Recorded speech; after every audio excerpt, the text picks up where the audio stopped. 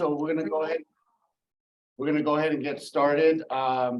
Today we have the pleasure of Nancy Chan here with Lawyers Title. She's gonna talk about Proposition 19, the changes and how it affects other propositions.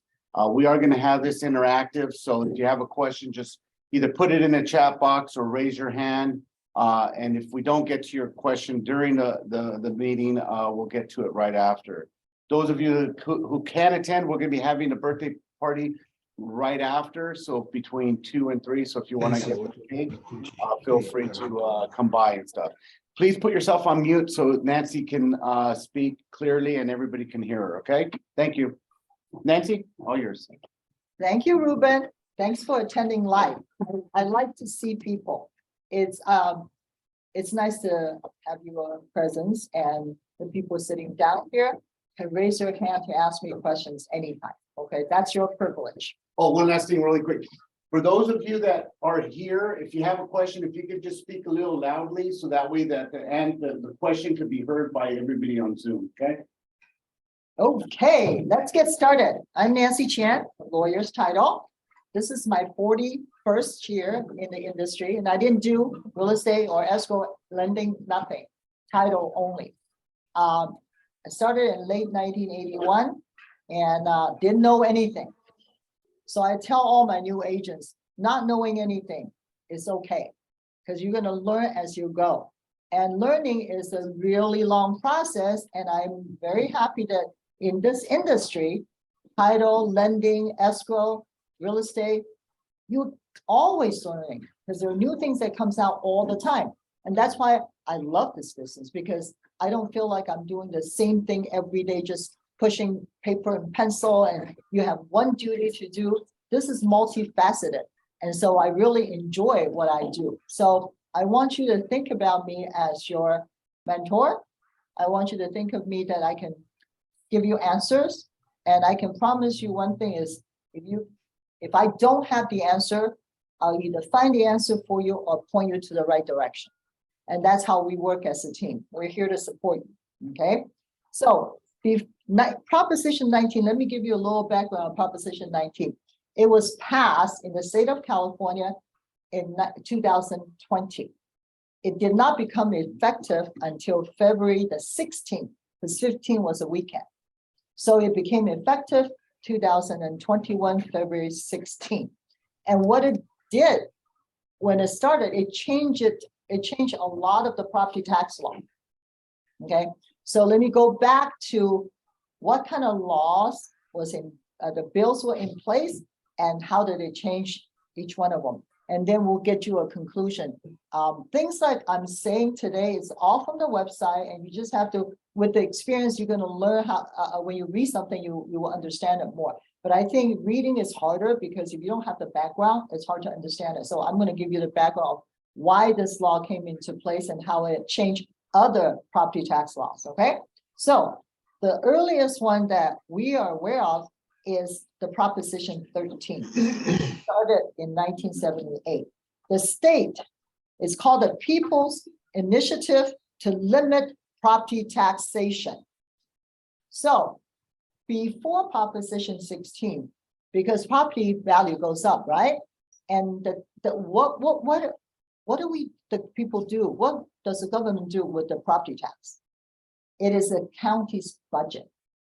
Your property tax goes to LA County, and that's their budget. Whether they're sheriff, their flood control, their other planning and reviewing, they have other things that they're using.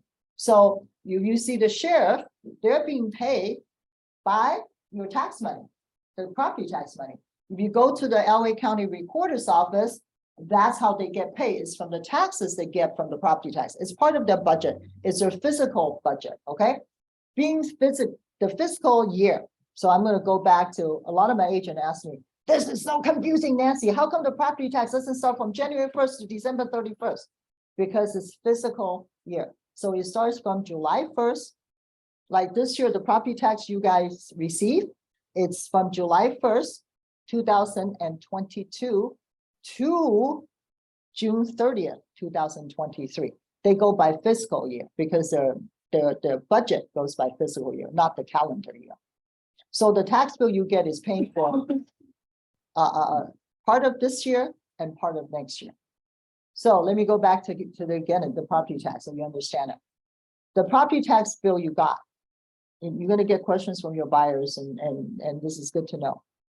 2022, 2023 tax bill.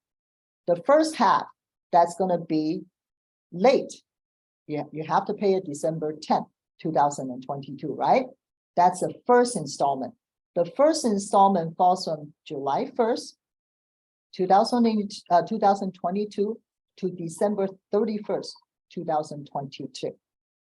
The second installment that's going to be late, if you don't pay it and get penalized 10%, is April 10th. And that is from January 1st, 2023 to June 30th, 2023. That's the second half. So when you buy a house for your client, this is how you need to explain what the tax bill is about. Because otherwise they don't understand how come it's not the whole year. I already paid for it. How come now I have to pay for 2022 again? No, they only pay for the previous year, 2022. Okay, so those are the two installments. So let's go back to Proposition 13. That tax law came into place because the tax were not, property tax increase were not regulated.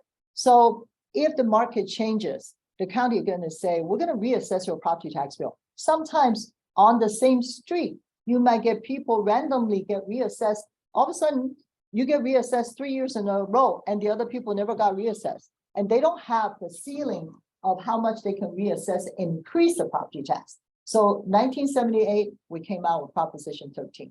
They have to limit the power of the county tax assessors to how they can increase and reassess property tax. So that's something that we all voted for, passed by 2/3. So that's a good initiative, okay? They can also, the annual increase in Proposition 13, the value, the maximum value is not to exceed 2%. So they're putting a cap on what the government, how much they can tax us. So the maximum is 2% annually over the assessed value, not to the market value, because they used to use the market value. Now their Proposition 13 say, okay, your tax, you bought it 3 years ago, is based on this, and we can only use that base. It probably went up a lot, but they'll use that, and every year they can only use 2%. So you're not being taxed according to the market value, but on your assessed value. Okay, so that makes the people happy. Okay. Except there's two exceptions when you have a change of ownership. So Proposition 13 tells you, if Nancy Chan goes and added my brother or my sister, everybody on title. I used to own it by myself, right? So I added my brother and my sister.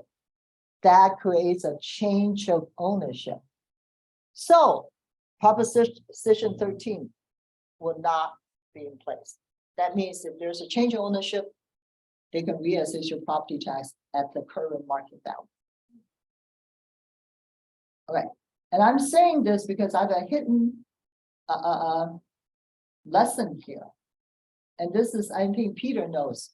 A lot of the Chinese comes into this country, or Asians or out of the country, they just buy property. They say, I'll just buy in your name because I don't have a green card. I'm not a citizen. Let's buy something in Peter's name. After he buys it, when I get my green card, something Peter can grant it back to me. But no, that happens a lot.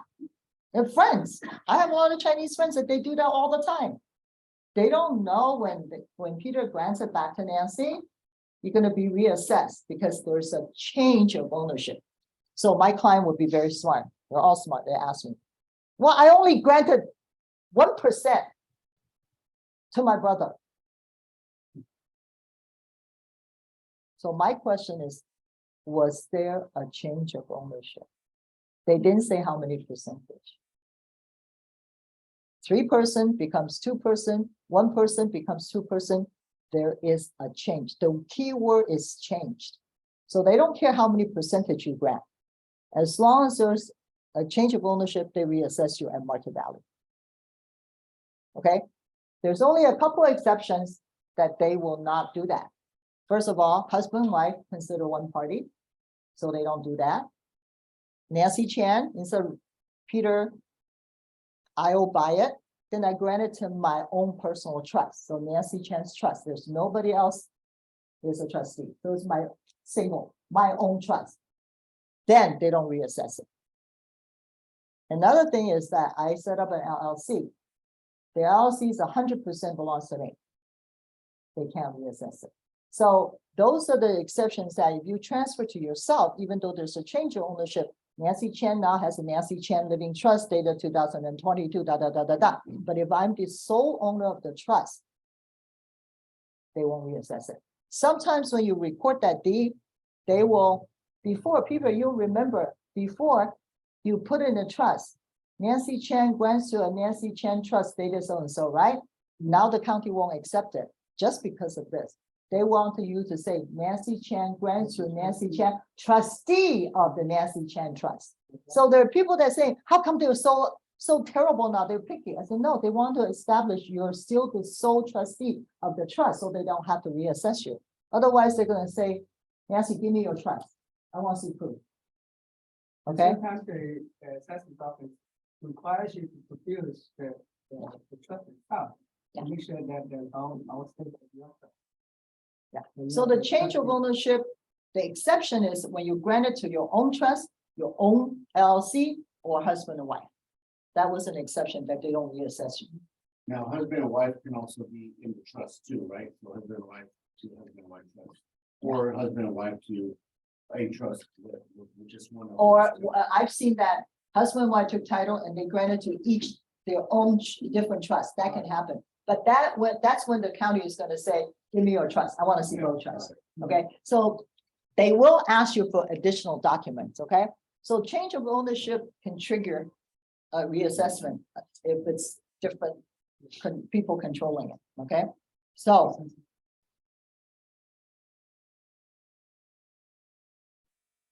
and they will reassess you.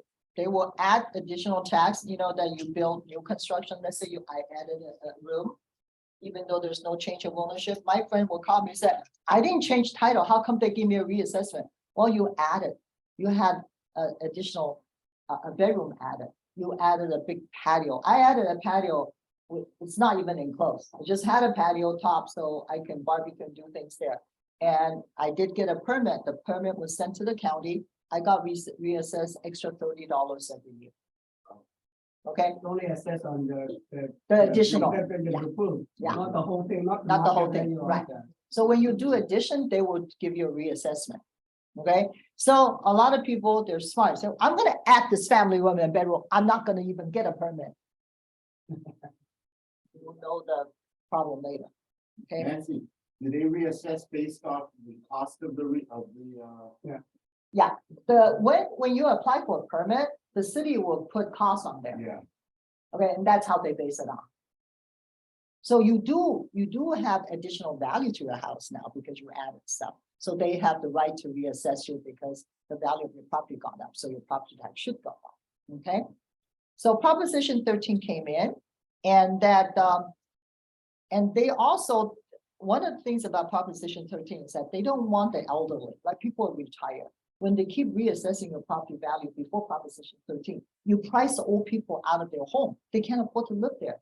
They can't pay for the property taxes. It keeps going up. So Proposition 13 stabilized the increase at 2% maximum every year. So we can budget, right? You know, I mean, when you're elderly, you're on Social Security, you're on your 401k, whatever, you only have certain amount. Your ability of making more money is diminished. So that's why the Proposition 13 came in. Okay, so that's a really good thing for just anybody that owns their own home. Okay. Okay, then we have Proposition 58. Proposition 58 came in for people, the elderly, 55 and older, which is young now, that you can transfer your principal residence, the ones that you live in. If you sell it and then you buy, you sell it at, let's say you bought it for 300,000, you can sell it for 1 million now. So you sell it for 1 million, you can, Proposition 58, you can go buy a house that's 1 million or under. you can transfer your old tax base. The 300,000 might have gone up every, year for 2%. Maybe it's about 400,000 to the new property tax. That's for people, principal residents only, 55 years or older. There's another important thing that people don't know about. I don't write the law.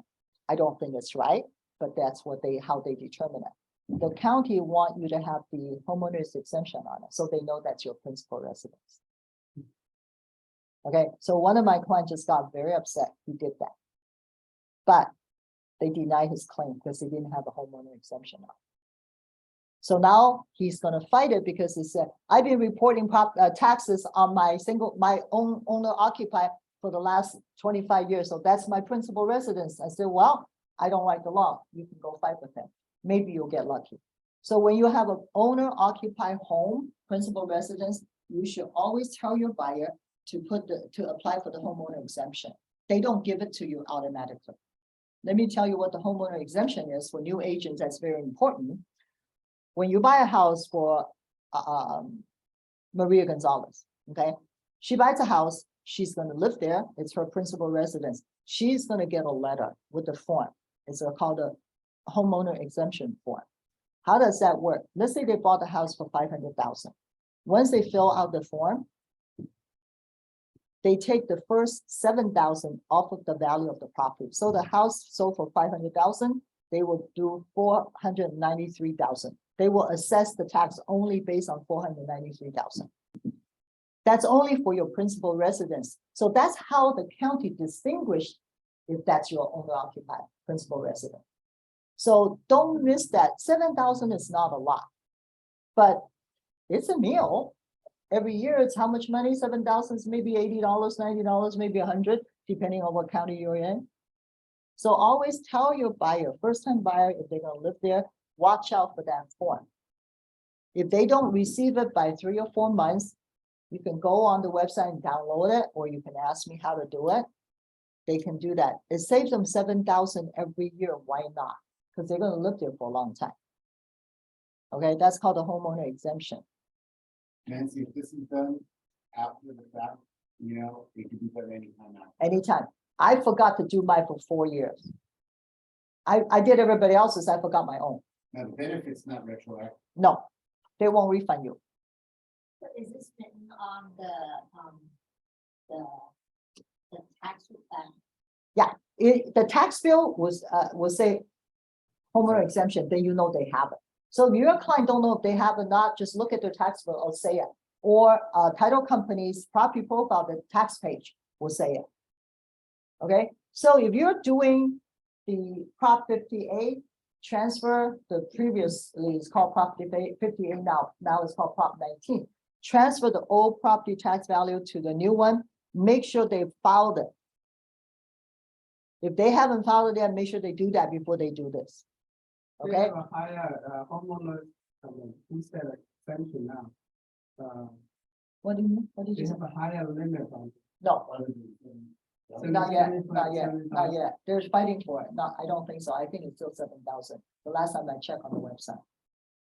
And if it's very fair, somebody owns a $10 million house, it's only 7,000.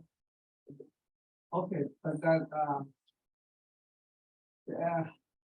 that is I think it's that pertains to the property tax, but then you have a homestead exemption. Oh, the And then- homestead exemption is Yeah, fine. homestead exemption, in other words, you get, people sue you, and then they can, lien on your property. Yeah. They have an exemption of up to $300,000.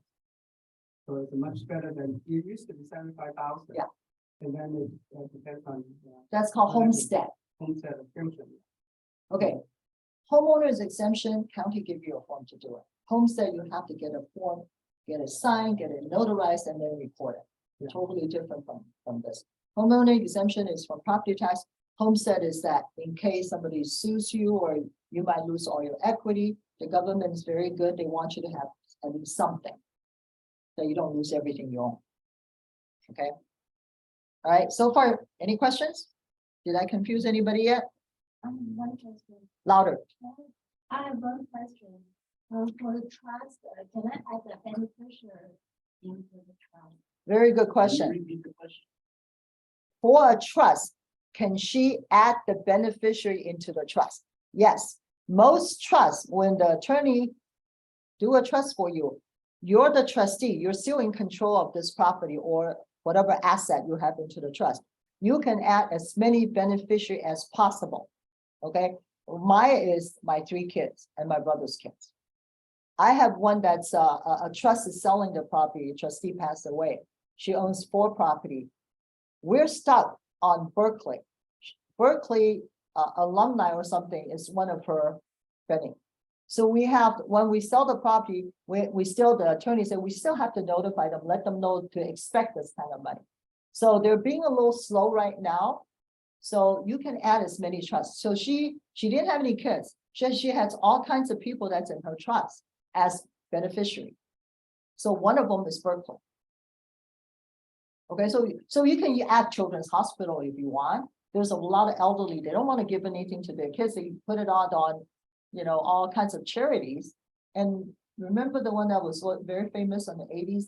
The widow gave all the profit, all the money to the dog. You know that, we read that, right? So the butler has to walk the dog every day. Hopefully the dog won't die. I don't know. But But the dog can't give it to anybody. yeah, so, but I'm sure the attorney, but I'm sure in the trust, the attorney already have something in place, but it was really funny. We talked about that in the 80s. Okay, yes, you can add as many beneficiaries. Also, you can change it. You can amend the trust. Let's say my son was being bad or whatever, I take him out. But isn't there a revocable? All the trusts I'm talking about is revocable right now. Irrevocable trust, I don't even want to comment on it. I think that's an attorney's job to tell your clients. I'm only tell you the basics that I know, but irrevocable is totally different story. Go ahead. Does the county think that I changed the? Okay. No, if the trust, you're the trustee, you're still here. You're the person that's in control of it. It's not change of ownership. It's after you pass away, they can reassess the property because the ownership has changed to another trustee or to the beneficiary now. Okay, so the trust is okay, but once in a while, the county will ask, hey, I want to see a copy of your trust to establish Nancy Chan is really still the trustee of that trust. Okay, sometimes you have to give them that. LLC is the same thing. I created LLC. Okay, but the property is my husband and I. Can I grant it to the LLC? No, it's my own LLC. They'll reassess my property tax. I have to put my husband in there too. Has to be the same except party and interest. Okay, so one of my girlfriend, realtor, she said, "Oh, Nancy, I want to grant my apartment to the LLC." I said, "Okay, I own the property outright." I said, whose names are in the LLC? My husband and I said, "You better add your husband on the title first." Because they're gonna get, that's a big apartment building, they're gonna reassess property tax. She bought it in the 80s, now it's 2022. Can you imagine the increase of property tax? I said, I saved you a lot of money, you better take me out to dinner. I'm just kidding. Okay, so she did have to add her husband, then transfer it to the LLC or take her husband out of the LLC. Okay, it has to be the same party and equal share. Excuse me, Nancy, can I ask a question or you want me to wait? Sure, go ahead. Look, you know how you were saying that people cannot beneficiaries, so take him off title. When they do that, would they be reassessing the property every time they add or take out the beneficiaries? No, the trust has not changed. The name of the trustee has not changed. The management of the trust has not changed.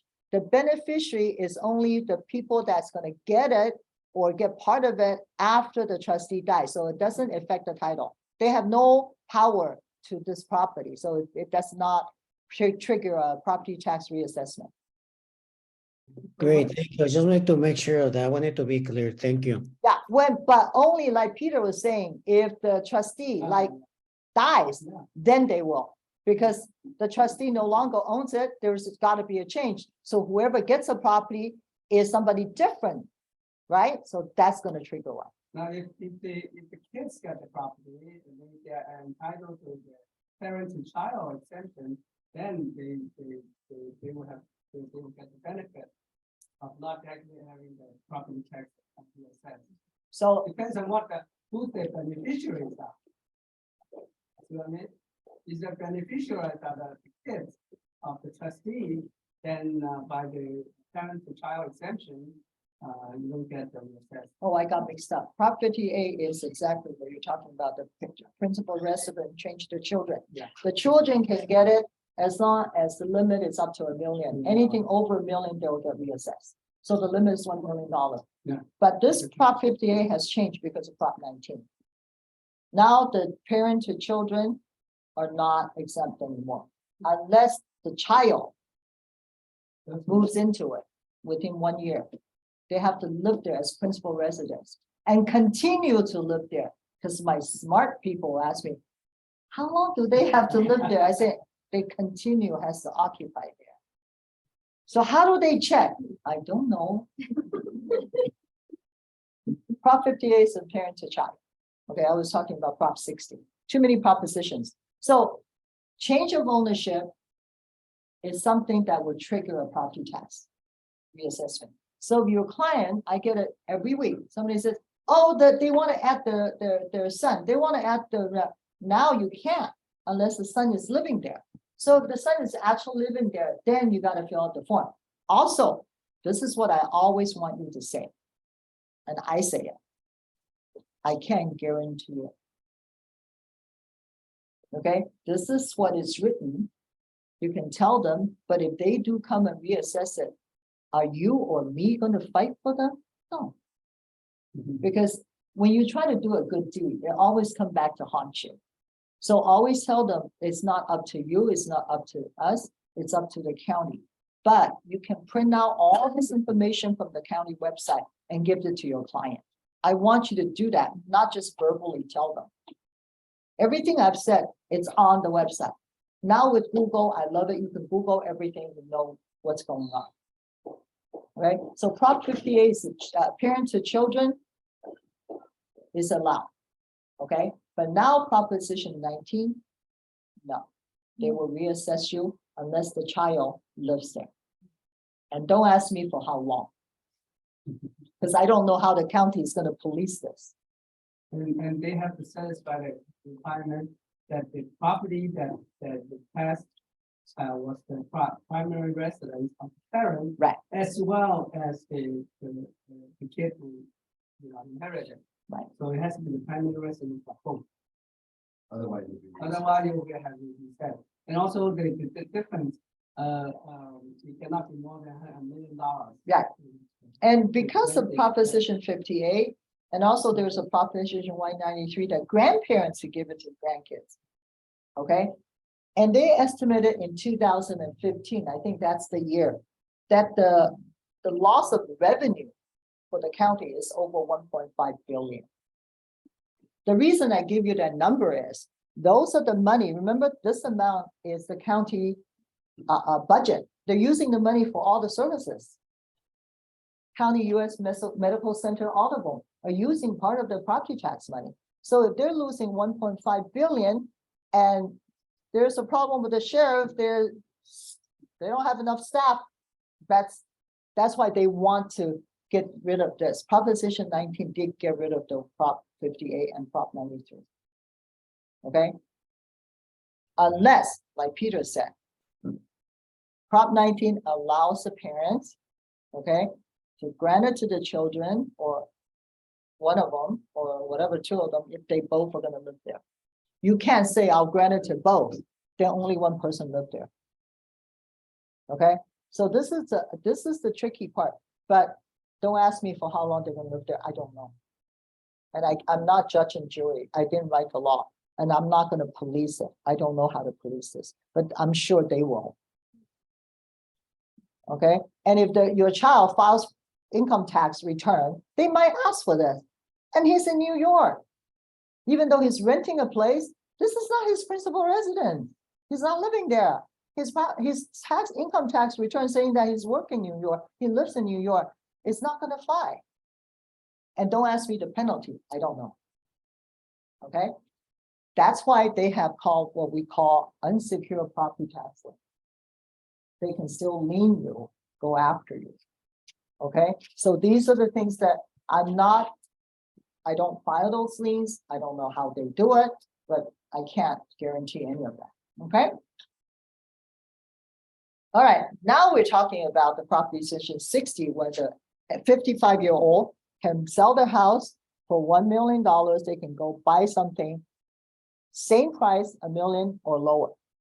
And they've transferred their low property tax base from 300,000 whatever onto it. Now Proposition 19 changed that too. It's a good change. Now you can buy higher because Peter's not going to live in a $1 million house.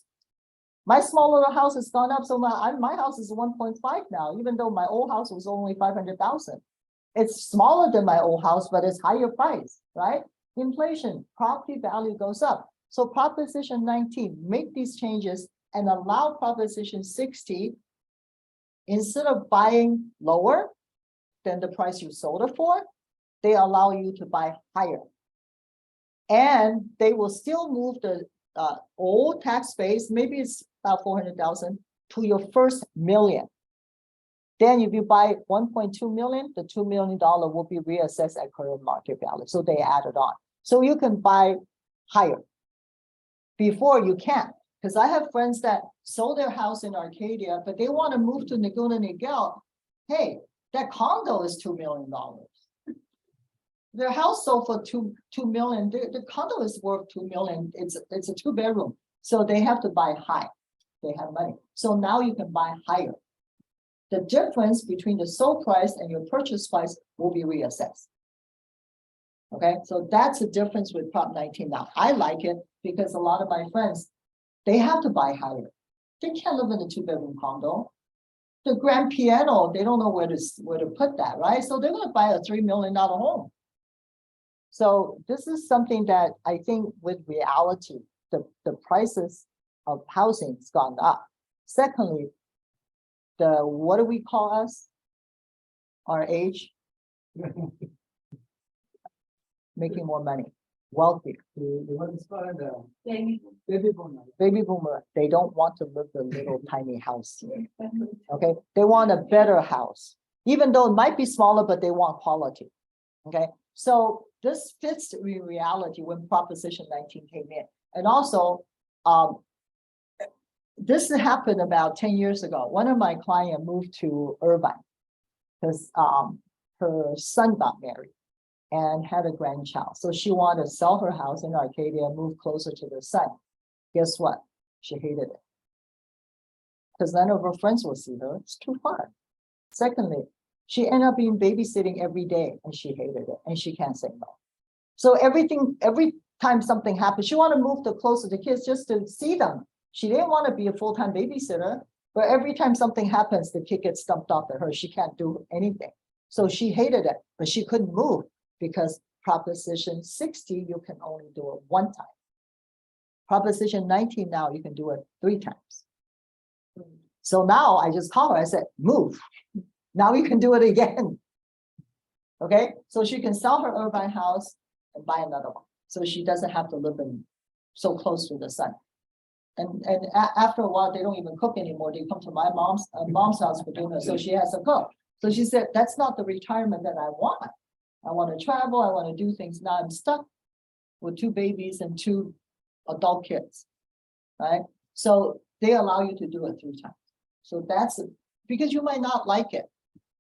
Also, there's a good thing about this proposition is that you have 2 years to buy.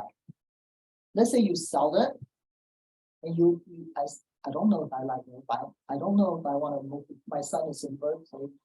It's nice, I'll move there, but you don't have to buy, you can rent, and then within 2 years you buy. So it gives 2 years of time to buy. You can sell, have 2 years to buy, or you can buy 2 years to sell, vice versa. So Proposition 19 is pretty good for people that are 55 or older. They give you more flexibility. So if you don't know some of your sellers, they don't understand this is time to go and say, can I give you some information between the old law and the new law? You don't have to sell right away. You don't have to buy right away, but you get the same tax benefit within the 2 years and you can buy higher.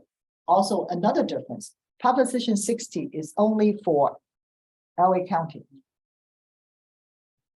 Okay?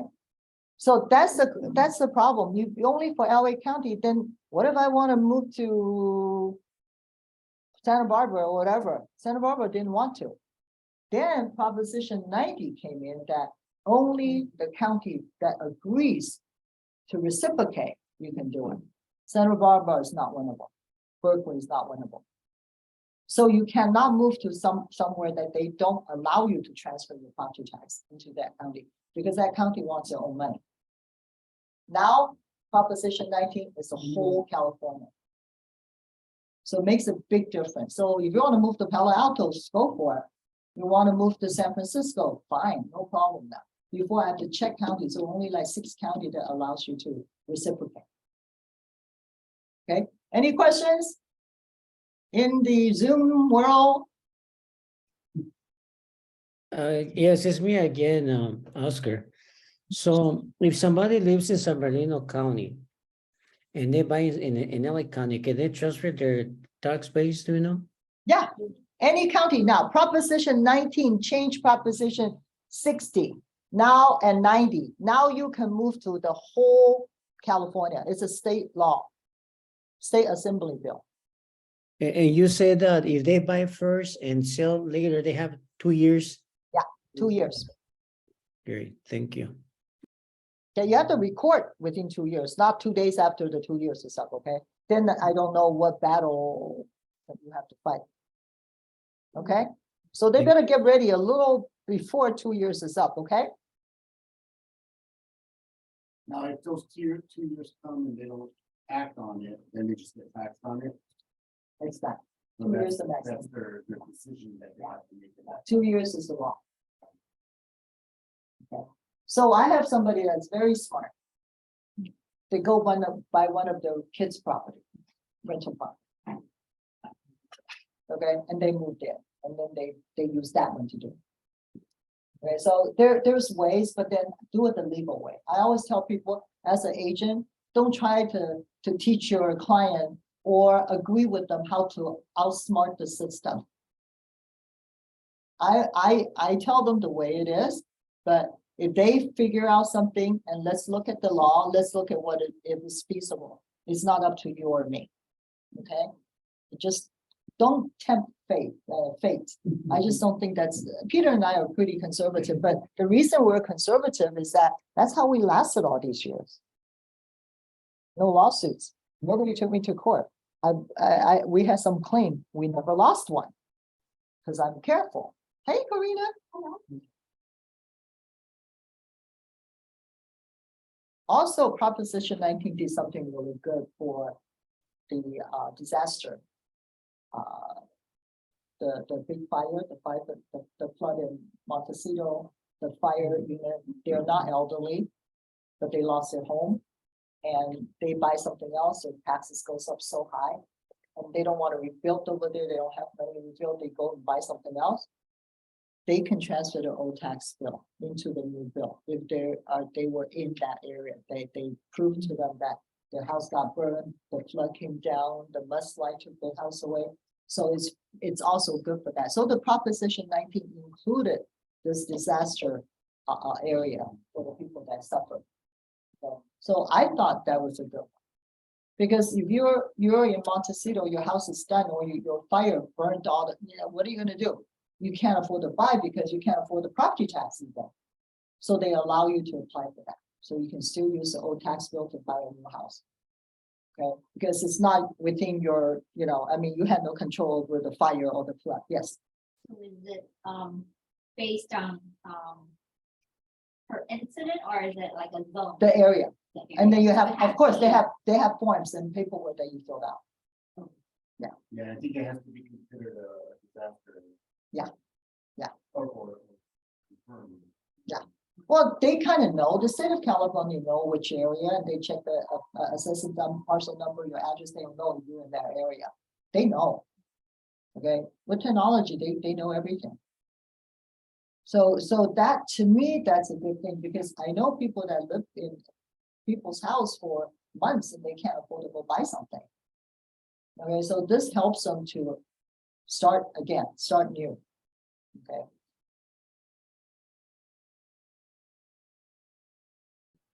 Nancy, it's me, Oscar again.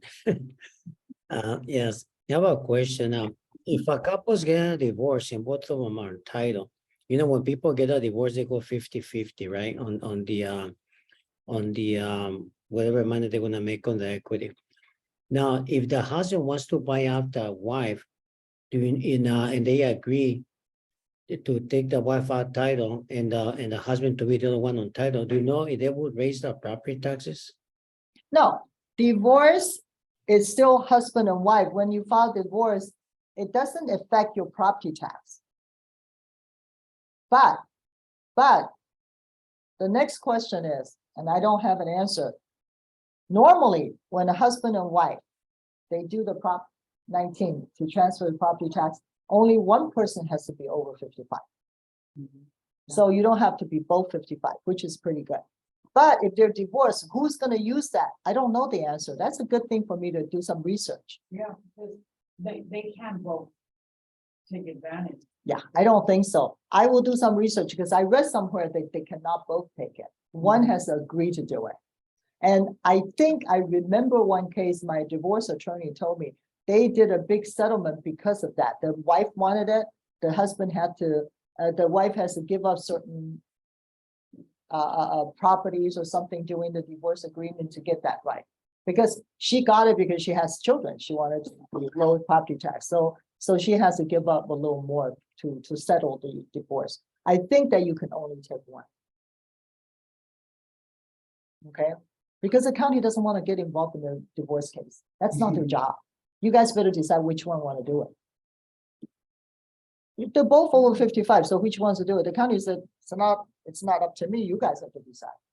Okay, so I think that was one case that I talked to my divorce attorney about. It's a good question. Even though they're gonna be buying a property. They both, their house, they sold it. A lot of divorce, the court tells them to sell the property. That's a settlement. Because they don't want them to fight over it, unless some other circumstances. So who's going to, if they're over 55, who's going to take the benefit of buying another house you said? That's not up to the county. The county, they don't want to do it. But does that ever come into the subject matter? Yeah, Like I heard that, I would talk to my attorney about it too, because I know the county won't let you, only one person take it, one house. You can't go say, I'm 55, my ex is 55, we each go to buy a house, we each use the tax base. I don't think the county wants that. And divorce is so common now, they're gonna lose a lot of money, more than 1.5 million. I've never seen that two people get it. That basically bottom line. But if one chooses to buy out the other one, then they retain theirs and then the other one can get it. So it really, like I said, as a realtor, you can keep them informed, but you have to make sure that you tell them it's the county, it's not you. You can't make sure everything goes perfect. But according to what we tell you, yeah, most of the time it's workable. But like my friend, in fact, I just got his text. He didn't file homeowner exemption, it got denied. His old house didn't have it before he sold it. So go home and look at your house, see if there's homeowner exemption first. It's only one form. It doesn't even cost you anything. Mail it in, one stamp, you're done. Where do you check if you have a homestead? Homestead has to be recorded. So we check the property profile. Yeah, homestead has to be a homestead document, just like a grantee or deed of trust, it has to be recorded. That will also show on the property profile Yes, in the same area, the tax information. no, in the documents. Homeowner exemption is on the tax. The conversation I want you to have is that it's great to have all this knowledge, but whenever you tell them information, is that, you know, this is what I know. We can do research together. I have my really good agent that will call the county and have the client there and have a conversation. So the county is not that bad. I mean, they've improved a lot in answering their calls. It's just the Prop 19 with the transfer taxes are very slow right now. They're behind. They're very much behind. Because you see it on the website, as soon as you get on the website, there's a delay on processing these applications. So they tell you ahead of time it's slow. So if you do that, and I have one case that they did it, but the property tax didn't have anything yet. They haven't caught up with it yet. So because of COVID and everything, they don't have enough people to work on these things also. So Proposition 13, put a limit on percentage of assessment, only 2%. Prop 58, parent to children. Prop 119, the grandparent to children, those are done. Proposition 19, wipe those out. Unless the child's going to live there as his principal residence. Before I can give my property to my kids and I don't get reassessment. One of the reasons, you remember Lloyd Bridges, that famous movie star with 4 sons and all, yeah, they own a house in Malibu. And their property tax is like $5,000 because 3 generations. They're renting it for like $50,000 a month. That's why they say this is not good. The richer gets richer, the poor can't afford property tax. So they're saying, yes, you can have it, you have to live there. Okay, so they're making a lot of money and not paying taxes. And so that's the reason why, and Bill Antoine was talking to me about Proposition 19. Is saying that he has a cousin that lives in the grandma's house that it was given to him. The house, I forgot where it was. Everything around is $2 million. He's paying $3,000 taxes. Annually? There's a grandmother gave it to him. He's 60 years old. He's still living in a house. But then, and then he says when he dies, he's going to give it to his kid, and he still pays $3,000 without Proposition 19. If this child doesn't live there, but if she doesn't live there, then it goes back to normal. So he says, I don't know what is right or wrong, but as a whole, it's pretty fair, right? So they most of the time they did a study in the county. Most of the time when the grandparents give it to the grandkids or the parents give the grandkids, they don't live there. It becomes a rental, becomes their investment property. That's what they don't want. Okay. Any questions? How's my time going? Go ahead. What's your name again? Nina Nina. Okay, go ahead. was a person, and he has a house in Ontario. Okay. Remember, another place, and when he gets 55 or older, and he moved to the Orange County, the higher place. So what's the base for the base will transfer to the. Okay. Lena has a client that lives in a lower end property area in Ontario. So if he sells a house after 55 and move to Orange County, he will use the tax from the lower house to that house. He is lucky. Well, he has only. No. When he moved to Orange County, he buy a 3-bedroom. It doesn't matter. If he sells his house in Ontario, let's say, I'm just grabbing a number out of let's say he sells a house for 600,000, Ontario. He goes buy a bigger house, 1 million. He will move this base, the current market assessment base, to the first 600,000 of this property. Then the extra 400,000 he has to pay extra. So they add it together. Okay? Make sense? Anybody? Okay, Peter, thank you. And you want to talk a little bit about homestead again, because I think it's good coming from you. Oh, I just was mentioning the homestead, they raised the homestead exemption. It used to be 75,000 and couple of 100,000 maximum. But right now, you can have the homestead exemption up to 300,000. Yeah. Why did they raise it? What? So why is it? Reality, price has gone up. That's gone up. Yeah, down payment's gone up. They really want you to protect at least part of your down payment or all of your down payment. So, you know, that's why. But you have to record it. It doesn't, they say California is a homestead state. But if you record it, it's better. If you don't record it, you have to go to court and fight it. No, California is a homestead state. But it's better to record it. Because it's on paper. And that can be done during the process of the purchase or. Anytime.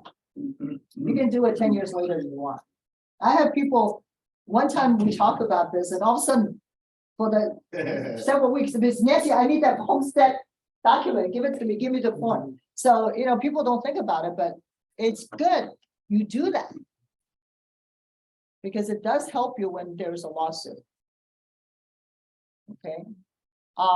Also, how many people here I was at an office yesterday, I want to tell you guys, these are young agents. And I was very shocked.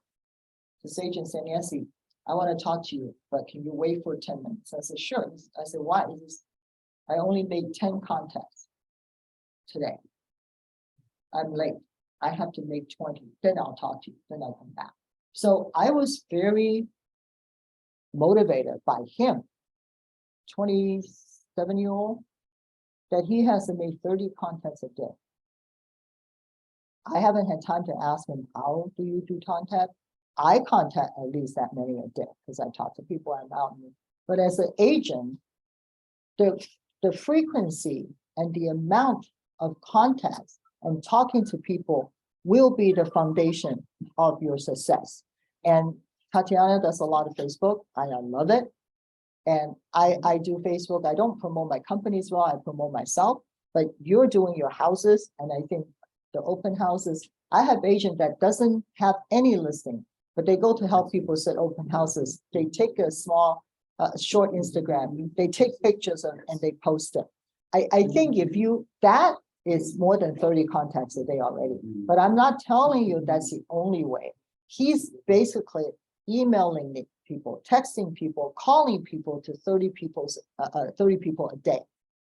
So I know there's some new agents here, and we're going to give you a lot of tools, all the title company, how to make more money, how to do that. Number one, just if the first goal you set today is to how many contacts you have to make.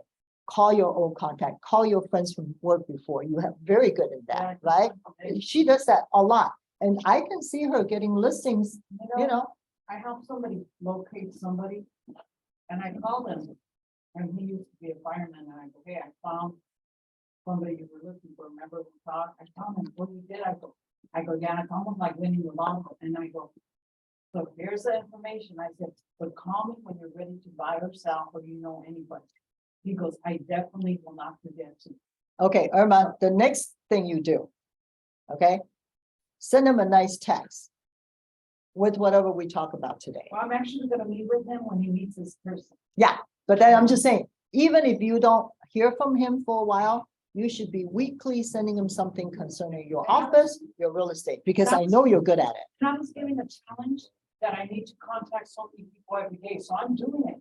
And I didn't realize it's once you start doing it, so that's what I'm doing today. You build up the momentum and you like it because people's response are good. When people give you a thumbs up, so thank you very much, I will call you. Thank you for the information. It gives you more motivation to go forward. So I hope that, you know, you keep up, you know, you have PTA, you have children. Jeannie Vakovich, I know you remember her name in co-op banker George Wilkie in Arcadia. She used to be with co-op banker at Foothill. She was in every PTA function because my kids and her kids went to the Arcadia school. She did so much business.